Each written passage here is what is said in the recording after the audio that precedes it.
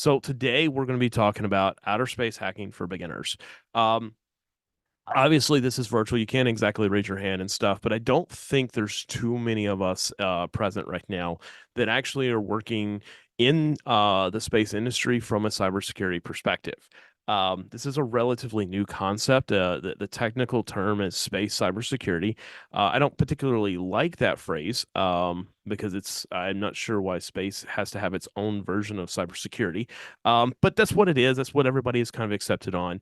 And so this is kind of what we're talking about. But when we talk about outer space hacking for beginners and stuff, this is not going to be a very technical presentation by any means. It is designed to be very beginner friendly. It is designed to help you get started. Because this is oftentimes the hardest thing to do is how do we get started? It doesn't matter whether it's you're wanting to learn about space, space cybersecurity, or if you're wanting to learn about embedded hardware or post exploitation or whatever like that. Pick a topic. The hard part is just kind of how to get started. And one of the goals for today's webcast is to kind of give you a jumping off point. And this is based off of a lot of the time that I've put into it. One of the things that we were kind of talking about in the pre-show banter, if you were able to be there, was as instructors and things like that, we want to make sure that we're like expressing our experience and things, giving it to our students and stuff so that they can kind of pick up from where we uh are right now. I did the grind. You shouldn't have to do the grind. Now, you're more than welcome to do the grind, but if I can help you not have to grind as hard or be able to figure out where exactly to grind, that's kind of the objective here. And so we're going to be taking, typically we talk about this, like this would be like a 30,000 view. This would be a 10,000 foot view. We're going to flip that on its head. This is going to be a 10-foot view. And the reason why this is a 10-foot view is we're starting from the ground up.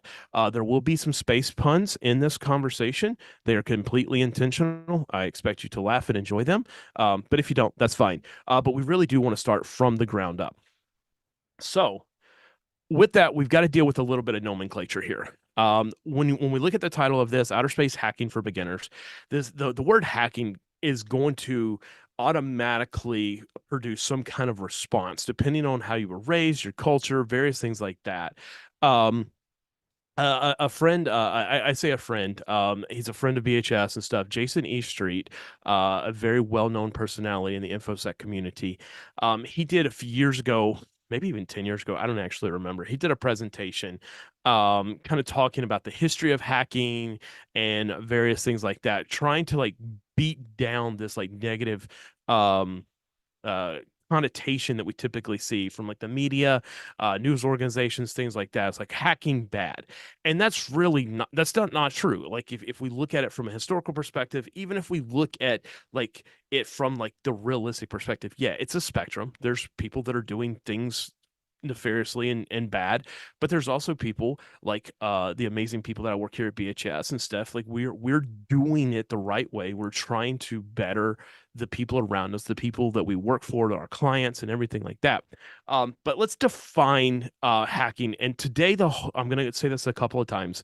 The goal is to try to get down to the least common denominator. That way, everybody can kind of get on board. Doesn't matter what your perspective is. Like this is what we're trying to do. So essentially, hacking is the application of technical skills to solve problems at the lowest level. This is what it is. Okay. It's I've got a problem. I need to solve it. How can I use my skills to solve that problem? It's fair. Is it an oversimplification? Probably, but it's not accurate or not inaccurate. It's technically accurate, and we all know technically accurate is the best kind of accurate. And so, therefore, if we sit here and say that hacking is the application of technical skills to solve a problem, then that means a hacker is someone who uses their technical skills to solve a problem. We can use the transitive property here to kind of understand that. So therefore, if you are applying skills to solve a problem in space, it makes you a space hacker or a hacking space, right? This is a pretty easy concept here. Now, again, it's a generalization, kind of a in some cases a over simplification of the process here, but this is kind of what we're wanting to break it down to digestible components that everybody can go like, hey, this is way more approachable than I actually thought it was. And so like let's get through some of the kind of misconceptions about space and stuff. Like, isn't space like really, really hard? The answer is yes, like definitively yes. Operating in space is very difficult. There are challenges out there that we just don't face here in our normal organizations, enterprises, and stuff like that. We don't really care or are concerned about ionizing radiation. We're not so much concerned about dynamic thermal cycling when solar panel production and all of this other stuff and orbits and all this stuff that makes space incredibly difficult. But the reality is those challenges can be overcome. We've seen it. Like we've done it. Like since the 1960s, we've been overcoming these challenges every single day from an operational standpoint of like existing in space, operating in space. So naturally, we've done that from a security perspective, right? No, not even close. Historically, and I talk about this, and I've talked about this in other webcasts, and I talk about it in my training classes. For the longest time, it was kind of a ostrich with its head in the sand kind of approach. That it's just like, hey, we're not going to talk about it. It's security through obscurity. It's us and only us. We're the only ones that have the capability of like doing this space stuff. So we're not super concerned with it. But the reality is, like, as technology has improved, as more and more players have entered the game of space and what I call the space race 2.0 and stuff, we're finding out that's like, hey, everything's not as the bed of roses that we typically would like to paint it. We have some deficiencies, we have some problems. And so the question is like, how do we fix this? How do we change this moving forward? How do we take the narrative going like, yeah, we don't want to talk about it. This is security through obscurity. And then go like, yeah, let's just see if we can do something about this. Let's see if we can get involved. And this is going to be the absolutely most controversial slide of the entire day. But the thing that we need to remember when we're talking about space and space systems specifically is they are just flying computers connected with high latency networks. And that is a quote by me. And a lot of people, I love saying this in front of like government types and DoD and stuff like that, and because they're like, it's more complicated that. Yeah, it is more complicated that, but at the lowest common denominator, we're talking about flying computers connected with high latency networks. You could also add low bandwidth networks as well, and so one of the things that we have to understand, okay, most people think of space as being this like kind of rarefied, like just out there, like it's not accessible. And that's just not true. And this is one of the things that the number one goal of this webcast today, and I'm super excited to be doing this, is it is accessible. There are aspects of space that you can go and do today that you can start learning. You can start applying your knowledge from one area, your experience from one area to a different sector, and specifically. So when I started looking at space systems, I started looking at what we do at BHIS specifically. For those of you that don't know me, I am a full-time consultant, offensive security analyst with Black Hills Information Security, on top of being an Antisyphon instructor and course author. And this is the stuff that we deal with every day. This is the basic breakdown of our product offering. We have web testing, API testing, network testing, cloud, hardware, RF, IoT, ICS, SCADA. Most likely, you have some kind of purview over something in this slide, whether it's from an offensive side or a defensive side. Doesn't matter because we're looking at it holistically and stuff. Most people use networks to do their jobs.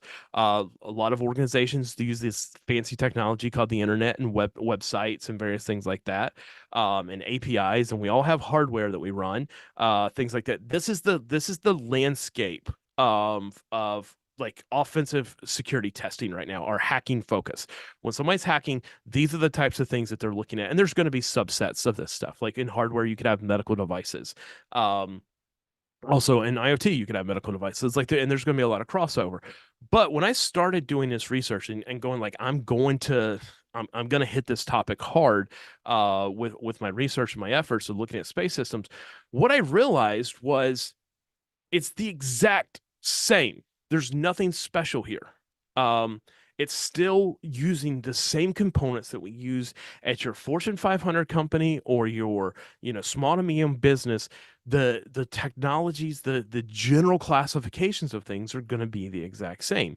And because of that, there should be a path forward where we can utilize our knowledge and our experience from that stuff and apply it to within the space system or the space sector or domain, however you want to classify this.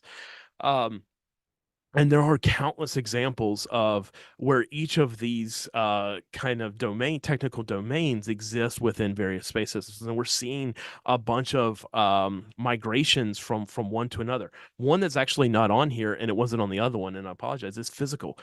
Physical security is also definitely an element, and it plays a big role in like securing our space systems and various things. So this is how I want you to keep this in mind. This is exactly what you do.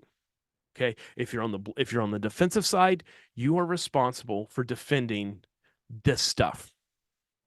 If you're on the offensive side, you are responsible for attacking this stuff, regardless of whether it's in space, regardless of whether it's in a hole in the ground, a data center. It doesn't really matter. It's technology. And again, I do apologize if it seems like I'm oversimplifying it, and because it is, but we want to get down to this least common denominator, get people to understand that it's not as foreign of a concept as we think about.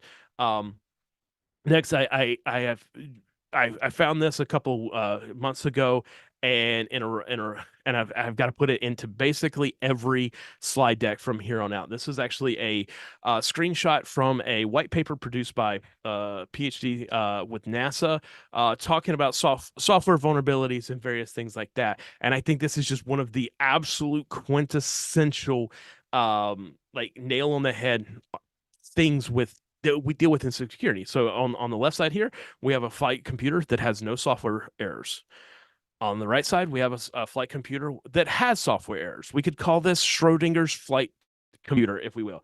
This specifically, if I recall, was flight computers from one of the STS space shuttle missions. I can't remember the exact one specifically and stuff.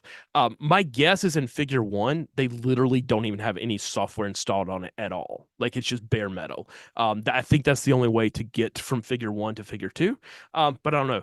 I say this and I put this in here to help you realize, okay, that despite what you may think about space and its accessibility and everything like that, it's just flying computers on high latency networks, and it's code written by humans in most cases.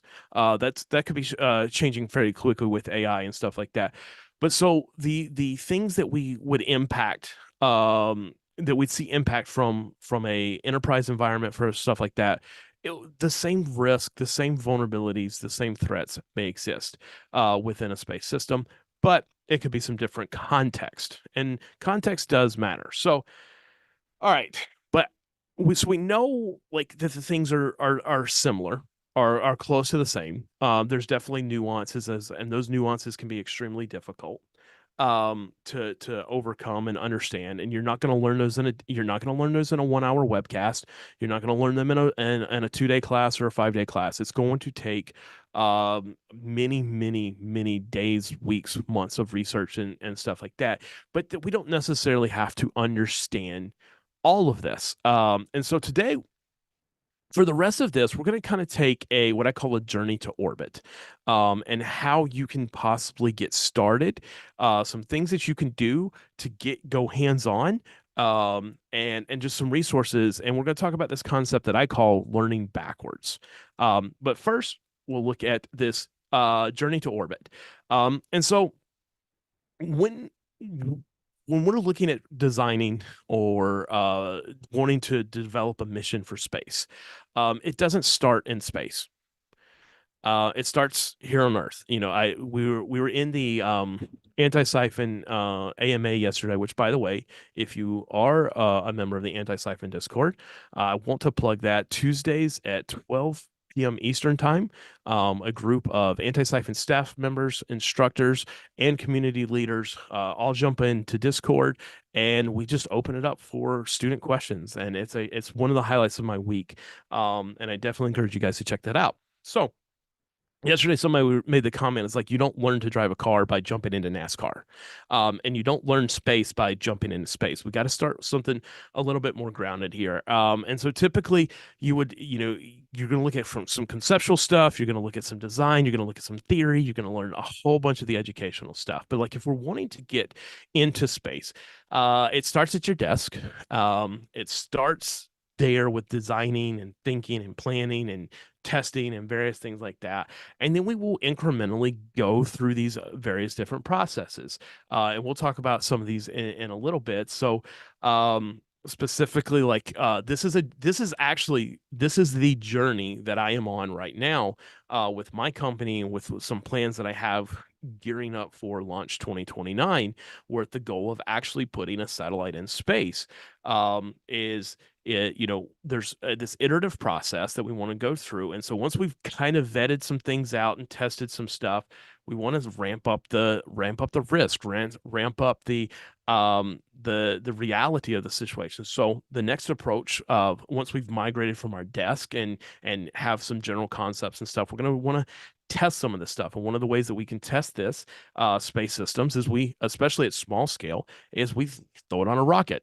Not a SpaceX Falcon 9 rocket or Blue Origin New Glenn or anything like that. But no, we could utilize something like a high-powered rocket to be able to test our systems, our configurations. We can learn a lot about how they're going to behave and various things like that. Once we graduate from that stage, we're going to go to high altitude balloon launch, where it's literally, we're going to put a suborbital satellite on a weather balloon.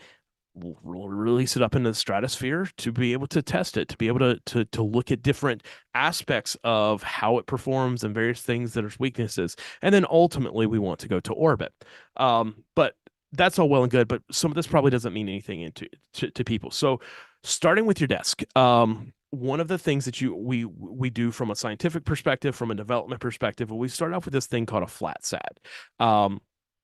And for the next little bit, we are specifically focusing on satellites within the entire realm of space and space systems, just because that's where the fun's at. Essentially, everything in orbit is a satellite, and so we can just break it down to that perspective. The International Space Station, yep, it's a space station, but it's also a satellite. But most of us don't have the resources or the funds or the capabilities to go build their own International Space Station equivalent. I don't. If you do, let me know. I'd love to partner with you. And so we have to do things a little bit more simplistic. And so everything starts on paper, pen and paper and design software and various ideas, these concepts of stuff. And we typically would build something called a flat sat.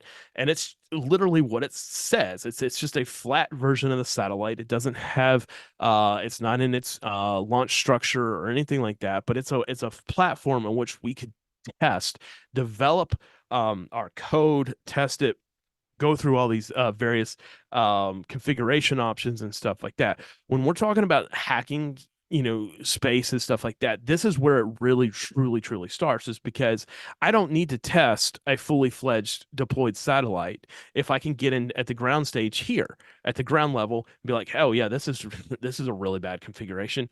A little to insider secret here. It's really easier to patch a satellite on the ground than it is in space. It's really expensive to hire somebody to fly up there and plug in a USB drive and update it and stuff. So no, we want to be able to catch this stuff on the ground. And this is one of the approaches that we do. Now, typically flat sats have a lot larger implication in terms of the overall design and process and stuff. But when we're thinking about like how we want to start to hack things, and the approach that we want to take, this is where you kind of want to start. And the reality is you can go and actually start to acquire this stuff. And we're going to talk about that here in a little bit. Once you've gone through the kind of flat sat stage off your desk and stuff, then we can get into this format called CanSats. And they're very much what they sound like. They are can-shaped satellites. They're suborbital satellites, so they're not actually designed to go into space, but they're great testing and proving grounds for both operationally, but also a means of like, hey, is our stuff are secure? One of the things that I'm planning to do with our my CanSat development is it's very short flight, but it's like we want to see is like, can we potentially hack it in that short flight? Like, is there something that we can do in that time frame and stuff? Um and then once you get through this proving ground, as you will, and this is really popular at the high school, university levels and stuff, but I'm an adult. I still love this stuff. Stuff is amazing. You're never too old to start playing with this stuff and getting involved with it.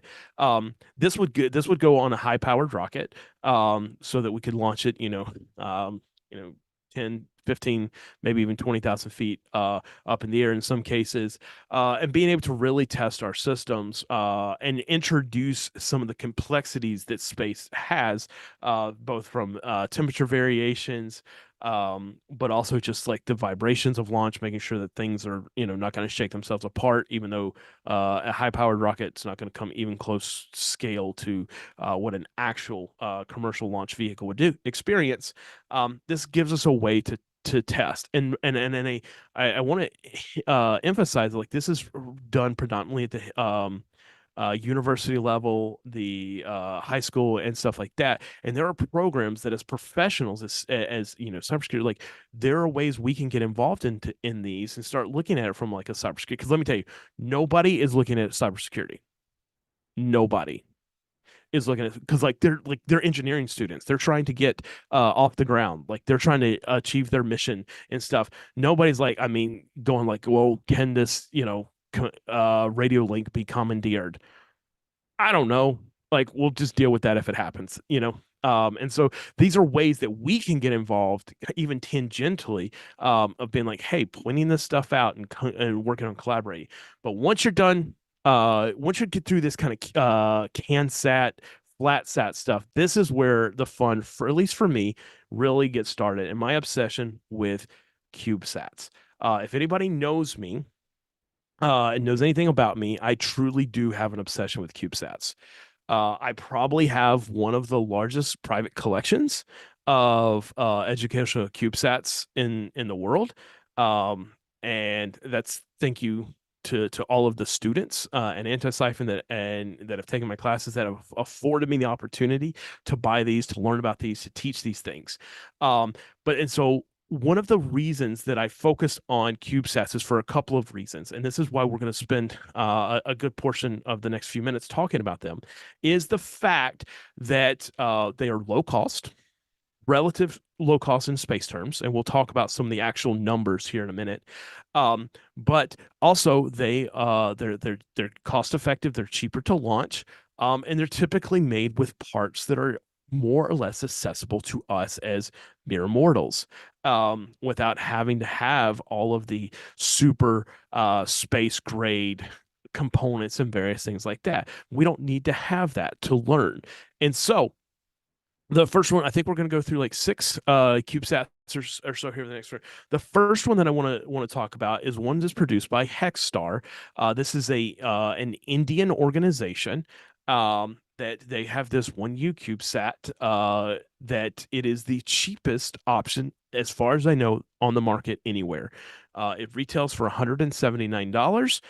Plus, there's some additional add-ons that you can have after shipping to the United States and stuff. It's about $234, I believe, and stuff. But this is the most accessible way to get into one of these things. Now, this is not my favorite CubeSat of all the ones, because there are definitely some sacrifices that were made to keep those price points lower and various things. But what it does very well is it teaches you some of the basic concepts of like the various sensors and different types of technologies and stuff that might be on a CubeSat. And this is like I said, is very affordable, relative. Not everybody's going to be able to afford it, and I understand that. But when we talk about other options, this is quite affordable here. This is a great introduction if you've never worked with electronics before, if you've never done breadboarding or circuit design or anything like that. This is probably the best option for you. And the reason why is because it is all based off a breadboard. They walk you through how to hook up the sensors and how to connect all the jumper wires and all of this other stuff. So not only are you getting to build something really cool in a CubeSat, but you're actually picking up some ancillary knowledge and skill sets that are really valuable for you. So at $179, like I said, this is not my favorite one, because it's not hyper realistic, and I'm obsessed with the hyper realistic. But you can't go wrong here. You really can't. It has a ground station or a receiver, and custom software that you can actually be able to interact with the satellite, be able to read the various sensor data and various things like that. But it is a very um, basic design. And what you're going to see is they're all very basic designs, and that's for a reason. Because again, it's just flying computers. In this case, it's a flying microcontroller, is what it be.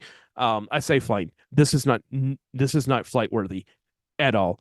I mean, you can like pick it up and throw it up in the air or something like that. But it would not survive a rocket launch. It would not survive in space. So definitely not going to want to look at that option. But um, the next one that I'm going to talk about is the AMSAT CubeSat simulator.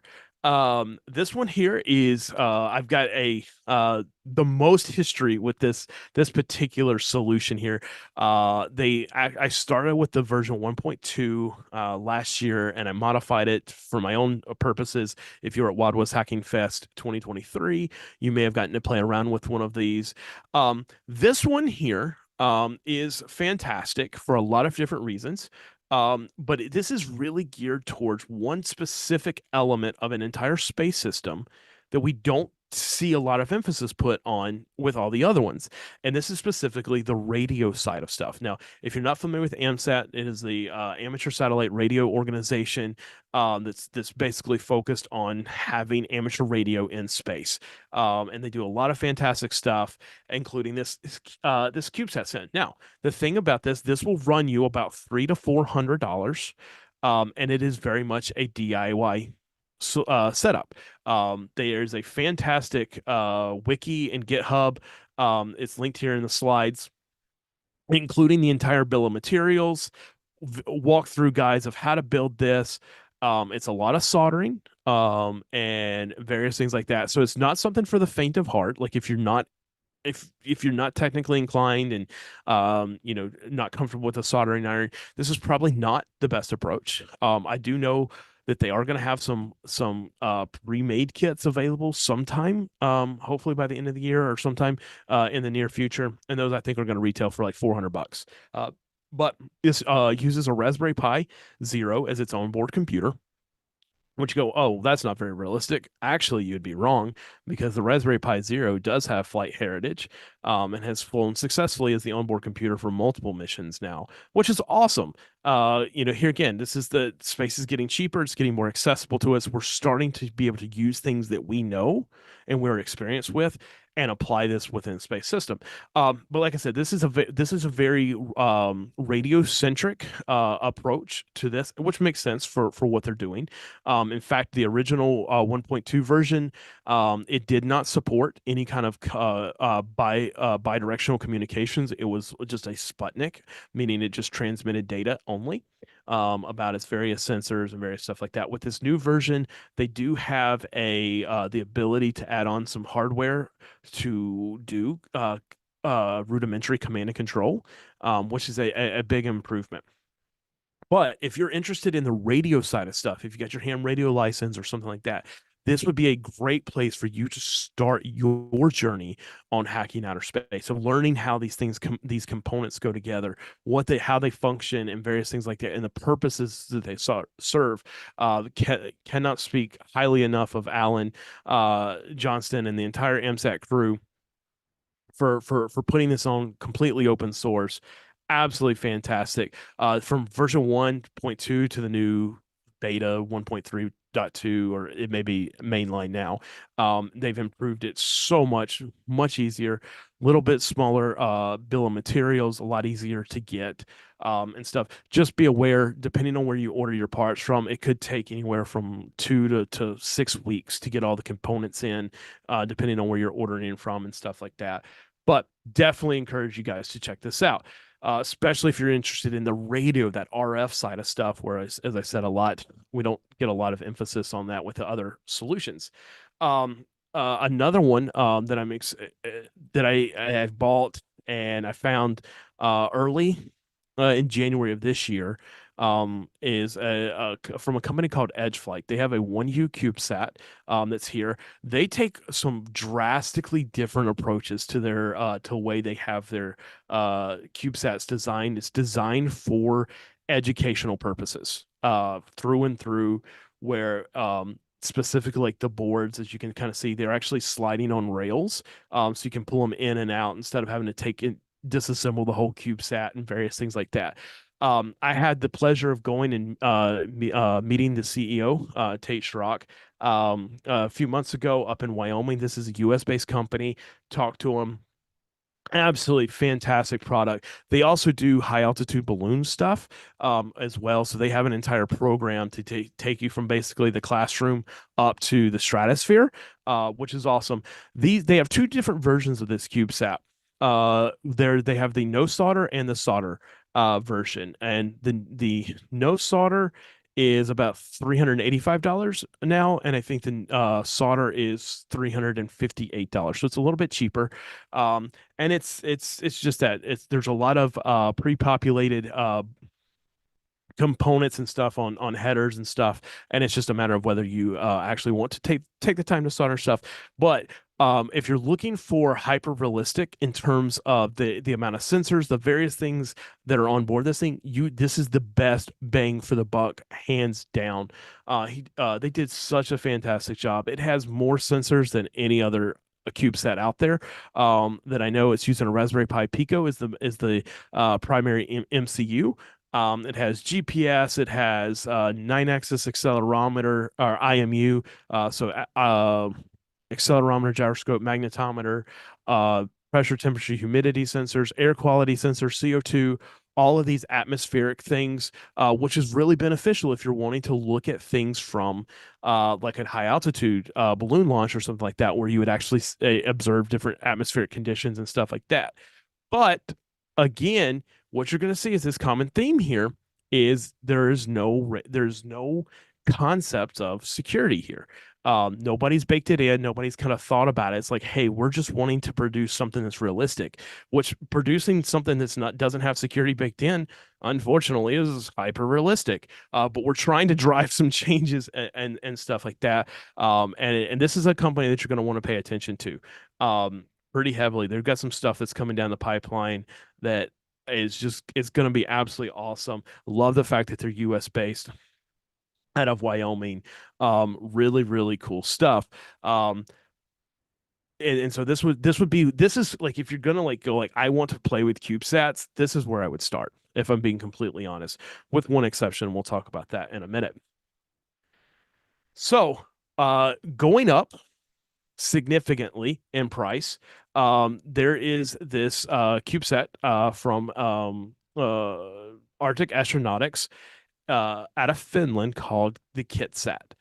If you're wanting hyper realistic flight, near flight ready, this is the best option that's out there. This is one of my favorite CubeSats that I have, and I've been able to acquire and stuff. It's using all flight proven components.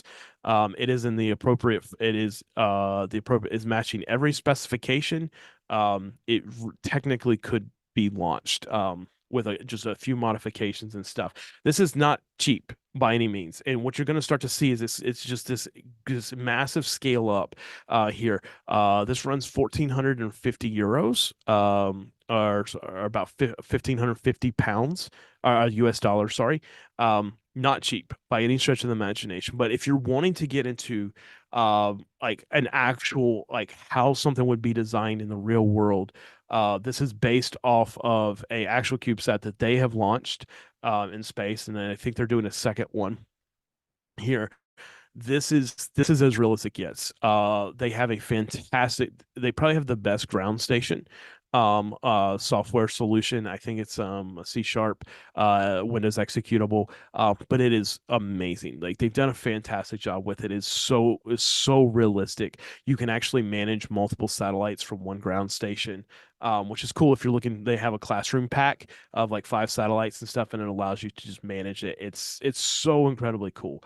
But as you're gonna see, when you're talking like $1,500, that's not accessible to most people. It's just like some people are fortunate. I am fortunate enough that I've been able to teach enough to be able to buy these, to research these, and various things. Because one of the things that I like to do is look at the commonalities between all of them.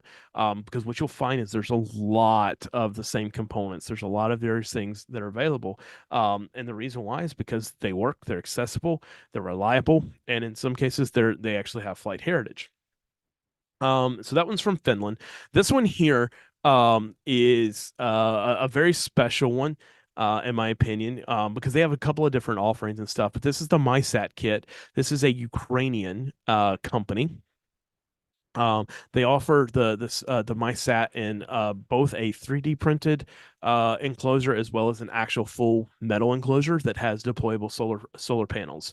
I don't recommend the full metal. It looks good, but it's kind of finicky on the assembly and various things like that. But this is a well put together kit. The non 3D print or the non metal version I think runs about $399 and stuff. It has a whole host of sensors and various things like that to be able to really simulate what these space systems are really doing and stuff. And here again, the common theme is like what you're going to see is if you took all of mine, and I own all of these that we're talking about, and looked at them and turned them all on, you're going to start to see the same problems that we're having. It's the same, okay, we've got the same hardware and stuff like that, but it's like this lack of a cybersecurity first perspective, such as I've got a friend who ended up buying one of the CanSats, and like the first thing he was trying to do is like do a replay attack with a flipper zero, and it worked. Like, why did that work? Why did a replay attack work against this satellite? Because we never designed it to not work that way. We didn't design it and stuff. And so this is part of the when I talked about learning backwards, this is what I'm talking about here is oftentimes we want to approach a subject that we don't understand or that we don't necessarily have and stuff. And it's like, we'll go see a blog post or we'll go see a webcast or something like that. And it's like, oh, I want to do that. And then you set up your environment, you replicate exactly what they did, you get the results that they did. Cool. What did you learn? Well, you learned how to do that thing. But do you know why you do that thing? Do you know the context in which that's the right thing to do at that time? And in most cases, the answer is no. We actually talked about this a little bit in the AMA yesterday. It's like sometimes as instructors and stuff, we forget about or we gloss over some of the foundations and the fundamental elements that you actually need to know to fully understand this concept.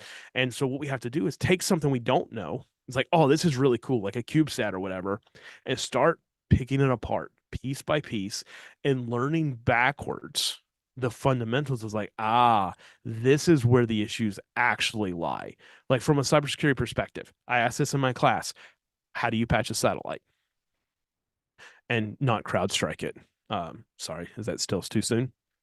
And the answer is you plan to patch your satellite in the design phase. That's the easiest way to patch a satellite is to plan for it at the beginning. If you don't, you're going to have to overcome a lot of difficulties, a lot of challenges, and oftentimes you may not be able to do this.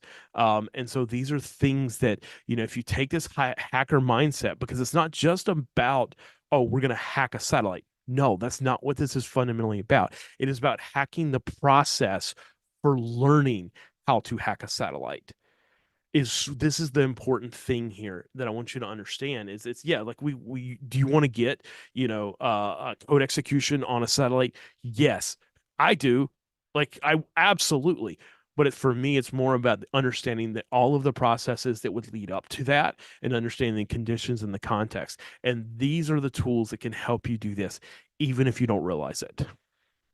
Last couple of ones. The RAS Cube. This is from Robinson Aerospace Systems out of Australia. This is also not a very cheap one. It runs to about $2,000 Australian dollars, so 1367 here in the US. I just got it, so it's over my shoulder right there. I haven't even unboxed it yet. Version 1. And they've also got a version 2 that's coming out. And I was really excited to be able to support these guys, because here again, this now is probably the most realistic CubeSat that you can buy at this price point. Because once you get above this price here, it's $10,000 or more, and you're actually getting into legitimate satellites and stuff like that. So this is a very cool educator kit. It comes as a flat sat. You have to build everything from the ground up. I mean, all the PCBs are pre-populated and various things like that, but you do all the assembly, all of this stuff. In fact, if you guys are interested, let me know in Discord. Let me stuff. I am planning to do a not an unboxing, but like a build video on this particular one. And then retroactively, if you guys like that, go through all of the other ones that I have, and just kind of doing a compare contrast and various things like that. Because these are cool. One of the things I hope you realize is none of this is about me. None of this is about Tim. I want to, like, these are amazing things that other people are doing, and we should be able to take advantage, and we should be able to praise them for doing such a good job of making this stuff accessible. And I know he's not listening, but Edward Robinson, he's the CEO of Robinson Aerospace Systems. They are flying in 2025. Which is absolutely awesome. This is a young man. I think he's about 21 now, 21, 22 years old, that has developed this from the ground up, and they are going to space in 2025. And so this is what's possible. This is so cool. But there's one more. There is one more option. And we're going to talk about Tempest. When I did say it's not all about me, this is going to be a little bit of a caveat to that and stuff. I do want to introduce you to Tempest. Tempest is a 1U CubeSat that I developed from the ground up for the purposes of teaching cybersecurity in space systems, or more specifically, space cybersecurity. Right now, the only way to get your hands on one of these is to take my hardware version of my class, and we'll talk about this at the end. There's ultimately the goal. I would love to be able to sell these as a kit, but the manufacturing process right now is it's too, it doesn't scale well. This is one of the challenges. I could do an entire webcast of like learning to fail, and one of the things is like, if I have a set of 25 of these for a class that I'm building, and I have a 4-minute process for each of those, that's 100 minutes just for one process times 30 processes. The time doesn't scale. So I'm working to improve the manufacturing process and stuff. But this CubeSat here is, as far as I know, the only one in the world that is intentionally vulnerable. Now, there's some unintentional vulnerabilities, I'm sure, because I wrote the software and it serves its purpose, but it's not great. But it is actually designed to be hacked, and it's designed to be hacked in a way that mimics how things have actually happened from a historical perspective. And the reason that I've done that is to be able to showcase this stuff. There's some other special stuff about this particular CubeSat that does make it stand out, but like I said, this is a little bit of teaser. If you want to go hands-on with this, you're gonna have to take the actual class for now. But if this is not hands-on enough for you, and you still have money left in your wallet by the end of this webcast, there are some other options that you can look at. And this is something that's very brand new to me. I don't know how I missed this in my years of research, but it was pointed out to me in a Discord channel just a couple weeks ago. This organization called Proves, and they have the Proves kit. This is a blend of open source hardware and software. and they have fantastic documentation. All of their repos are on GitHub, and various things. These are this Pro's CubeSat has flight heritage. They're actually getting ready to launch their V2 and you can go and buy the actual hardware. You do a pre-order on it. It's about $3,000 to get the flight ready version that you could just slap on a rocket. There's a little more technical processes in that, but pretty cool. But the reason why I'm wanting to share this with you is because this is the type of stuff that I love, and this is the thing that we can do, especially as cybersecurity professionals and stuff. Getting into it is like everything is there. Everything, all of their flight software, all of their engineering designs, everything, the issues and stuff, reading the design decisions and stuff like that. This helps us understand these systems inside and out, and it allows us to be able to go like, hey, here's a potential vulnerability. Here's something that's not quite right. Like, here's how this satellite could be hacked once it actually launches, and stuff. And this is it's on GitHub. All you gotta do is go look at it. You don't have to go buy hardware. You don't have to spend money. You just literally have to open up your browser, go to GitHub, go to this URL, and start just researching, looking at this stuff. Like, you can, like, there are all kinds of things you're gonna get introduced just in this slide here. On the left-hand side, you've got their Pico SDK flight software. So this is a Raspberry Pi Pico. And then if you go down about 5 levels or something, you're gonna see F Prime dash proofs. F Prime is an open source flight software produced by NASA. This is legitimate stuff that you have access to. And you go find a vulnerability in this, like, you're gonna have some, like, you're gonna get some serious clout. You're gonna get some nice letters from NASA signed by the head, the head of NASA, and you're gonna get all this other stuff, because this is the type of stuff that's out there. It's open source. We can go and look at it, and we should be looking at it. We're just not. It's kind of like everything else. It's the I forgot the actual bystander syndrome, where it's like, oh, somebody else will do it. We're not going to look at it. No, let's be the people that actually start to look at this stuff and identify this stuff and work with these people. You can go and join this project. This is this actually, I want to say came out of Boise, Boise State University. I may be wrong, but it's basically a bunch of graduates like, hey, we want to continue doing this and we want to do this better. Sorry, I said Boise. It's California Polytechnica that did this. I don't know why I said Boise. I'm probably Broncos is what got me messed up. But they're like, hey, we want to keep doing this and stuff like that. And the fact that you can go and pre-order flight hardware for $3,000 is insanity. And yes, I did do that. So only for you guys though.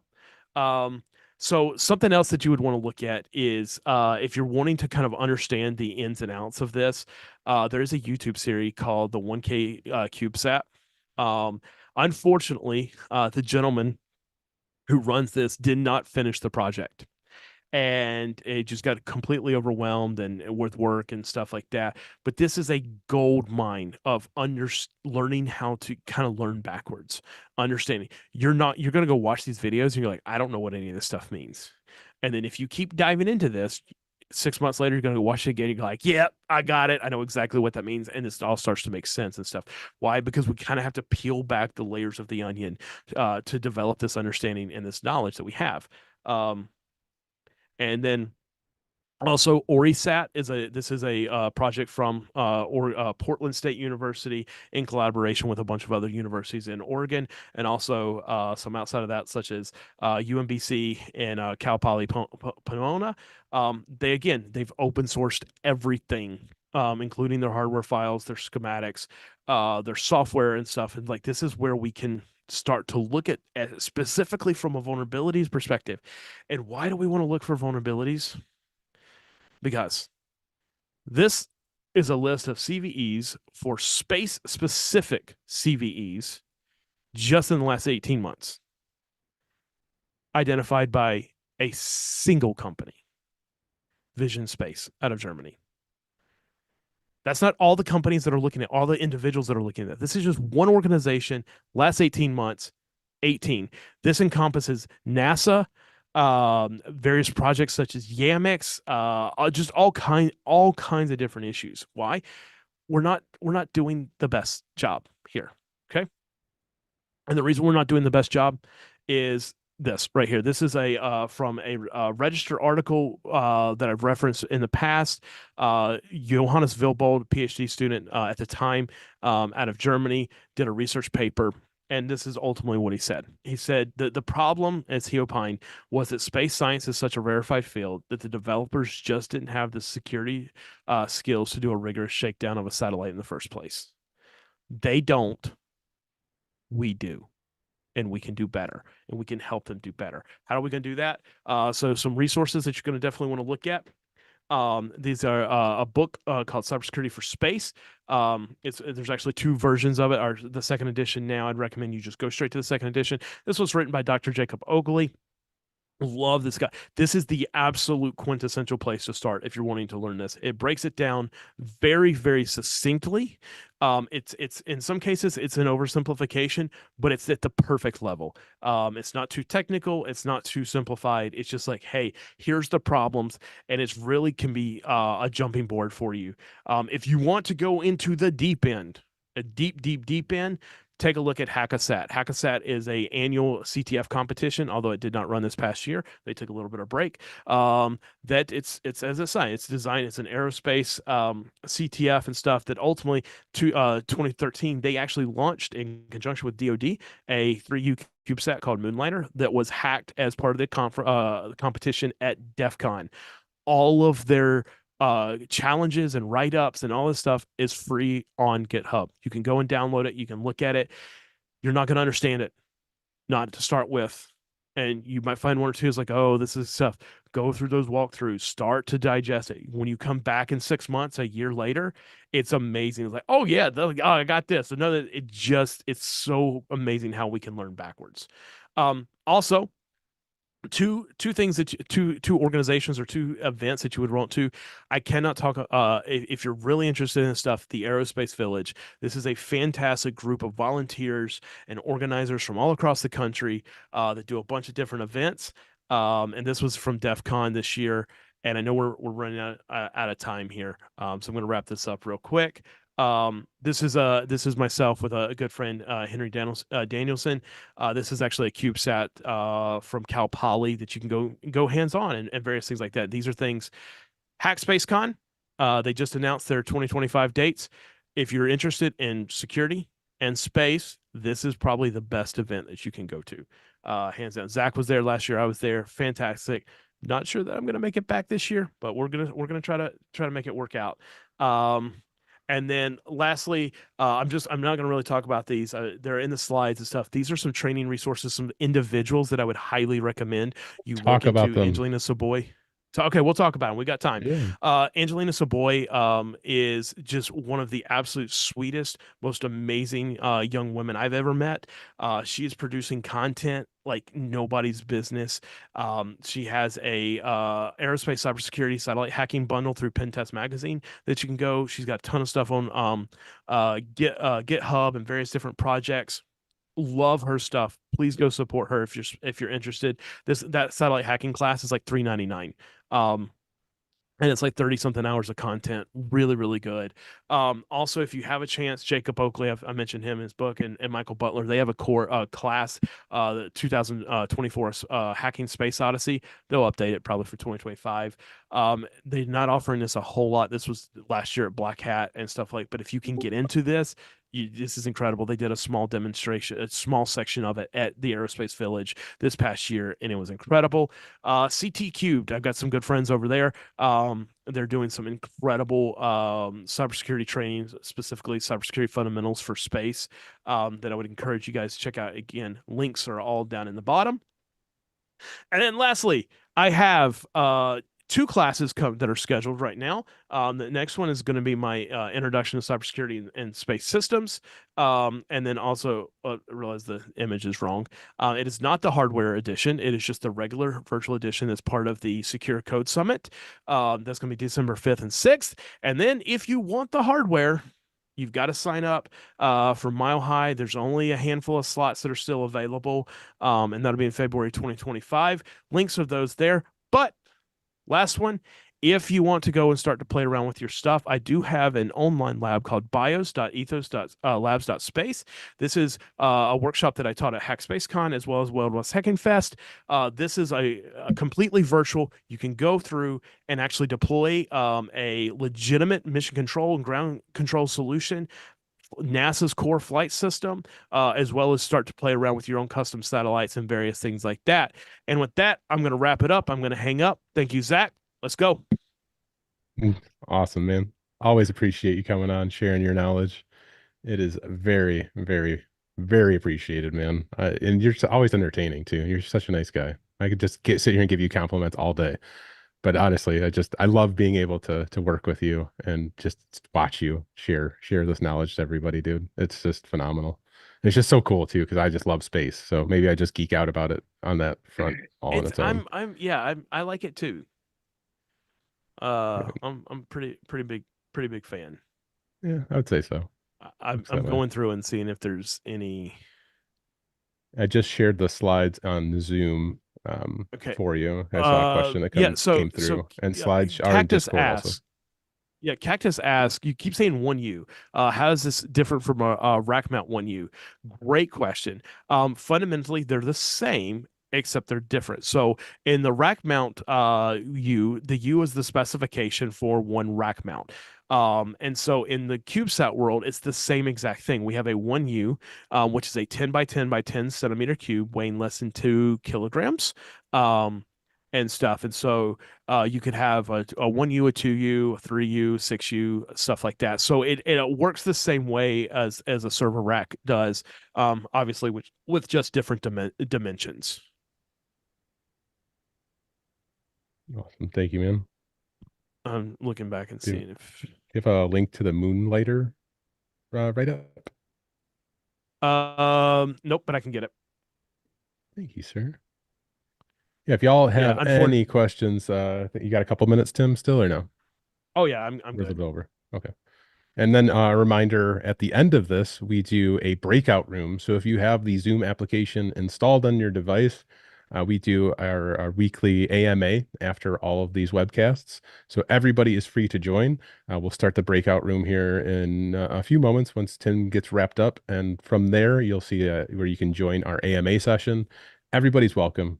All questions are welcome. We are there to help you and hang out with you. So if you guys are interested, come join us. Ask questions about Antisyphon, security, whatever. We'll be there to help you. And we look forward to that. And thank you, Tim, for sharing that link. Oh, no problem. How often, I saw this question come in earlier too. Haircut Fish asks, how often do the cubes sats get damaged by space debris? Um, so that's gonna be a hard like to pinpoint like a specific number and stuff. It definitely happens. I'm gonna say it's not that common, simply because of the sheer like the diminutive size of them makes it a little bit harder. And stuff. I will tell you that in most cases, if a CubeSat is hit by any kind of debris, it's done. It will not survive. Because you're talking in low Earth orbit, 28,000 miles an hour that it's traveling plus whatever the speed of the debris is. They're not it's just not going to happen and stuff. So it is definitely possible, but it's not. I don't. It's hard to put an exact number on it, on what that would happen. Tim, somebody in the Zoom chat is asking, do the satellites have a real world use other than like temperature measurements? How are people using these things in real life application? Yeah. So yes. So the number one way that CubeSats are used is actually as a test bed. Typically we're testing new technology, new capabilities, technology demonstrations. Um, and so instead of like doing these monolithic projects where launch could blow up and stuff like that, hundreds of millions of dollars, it's like, hey, we can spend like $100,000 and test this out and stuff. So a lot of it is technology demonstrations. But they also have other things, such as distributed capabilities. Like the example is if you want to look at like geostationary internet versus Starlink, where Starlink is a constellation of satellites. They're all low cost, low power, various things. They're disposable. CubeSats give us the ability to do that. Where it's like instead of having, you could think of it like Docker containers for space. Instead of having one giant monolithic server, nope, we're gonna have a bunch of different Docker containers that are doing our various different things. Lots with Earth observation. A lot of the imagery that you'll see from companies like Planet Labs and various things like that, even like Google Earth and stuff, is actually coming from CubeSats for that reasons. Thank you, sir. Do A you couple combine this questions. passion with ham radio contacts? They do something similar as well. Yeah. So I do have my. I actually when I started on this, 11 days later, I got my ham radio technician's license. And so I don't unfortunately haven't done a ton with it, and stuff. Just because I've been so focused on the actual cybersecurity aspect of it and stuff. But yeah, there's definitely a strong correlations. Awesome. Thank you, sir. Did you see another question? What is the Yeah. expected lifespan of these cubes? It is somewhat it's gonna vary on price. Because typically the more expensive components, um, are gonna you're gonna have more radiation tolerance and stuff like that. Radiation is real the big issue there. Um, uh, and stuff. And so anywhere from typically 1 month to 3 to 5 years, depending on like actual what its capabilities are and various things like that. Just because it's more expensive doesn't mean it's more likely to survive. It just means that it has more capabilities to potentially survive. But anything like ionizing radiation hitting it in the right place or whatever can have the same results. Tim, Kevin Sahota asks, sounds like the edge flight is the most cost-effective way of getting hands-on with a SAT. Is there a community that is dedicated to talking and learning about these devices? You're in it right now. No, so yes, I do think edge flight is the best option. And so go check that out. Like, don't DOS the website, but like I told Tate the other day, I was like, hey, I'm talking about you guys, and so hopefully drive some traffic and things like that.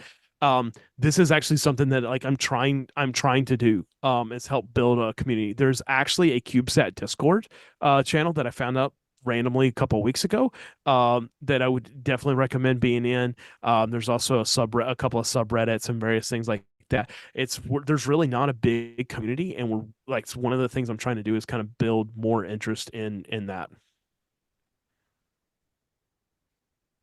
Vishal has a great question. Are CubeSats generally standalone, or do multiple CubeSats get attached to a single flight? The answer is yes and no. A lot of them are kind of more standalone, but there are also kind of rideshare programs and stuff where you would have multiple CubeSats on the same space vehicle instead, so they wouldn't actually necessarily get deployed out into space. They would stay mounted on something else, so they don't have to worry about solar power or power generation, various things like that. They can only focus on their mission. So you'll see a little bit of both, just depending on the actual mission and objectives. F asks, do you spend most of your research on the ground, like looking at the software, or do you actually try to communicate to active satellites in orbit? So most of it is on the ground. Just because frankly, there's some legal issues around FCC and various things like that.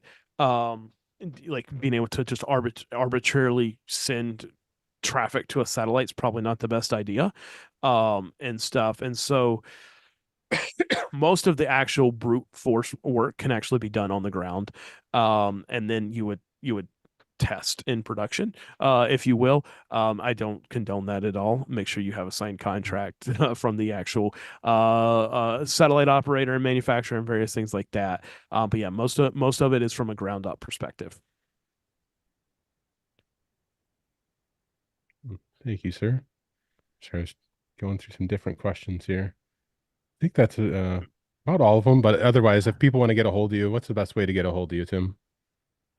The best way to reach out to me is I am on X, I'm on LinkedIn, Blue Sky, Mastodon, pretty much all of them. It's I'll put my username in Discord. It's just Rubix, Roobixx. Um, and yeah, reach out. Love to talk. I got to give a shout out to Henry. I saw him pop up in Discord. He was the one I took the picture with. Absolutely awesome dude. Go read. They did a report back in June. Novel concepts for our cybersecurity uh like scenarios and stuff using the Icarus matrix. Go check that out. I'll find a link, drop it in chat. It is really, really cool how they did that. Awesome. Thank you, sir. Appreciate you being here, sharing your knowledge as always. We are going to be back here, same time, same place next week. If you want to stay tuned with what's going on, I'll put the link in the chat for powered by bhis.com. They'll show you all the different events that we have going on. And then, of course, be sure to sign up for our Secure Code Summit in December, and maybe we'll see you in Denver at Wild West Hacking Fest, where you can see Tim and his class, maybe. So go check that out. And thank you again, Tim. Appreciate you. Have any My parting pleasure. words? Awesome. Nope. Awesome, Just man. thank you guys thank everybody for being a part, and hopefully we'll come back next year and be like, here's how we did it better. Here's what we've learned in the last year, and honestly, hopefully soon somebody else will be able to give this same webcast. Yeah, thank you. Sorry, I was setting up our AMA session. So Yep, no problem. if you have the Zoom application installed on your device, at the bottom of your screen, you should see breakout rooms. And I just got that opened up there. So I will see you all over in the AMA. Otherwise, see you next week. Take care, everybody. Have a good one.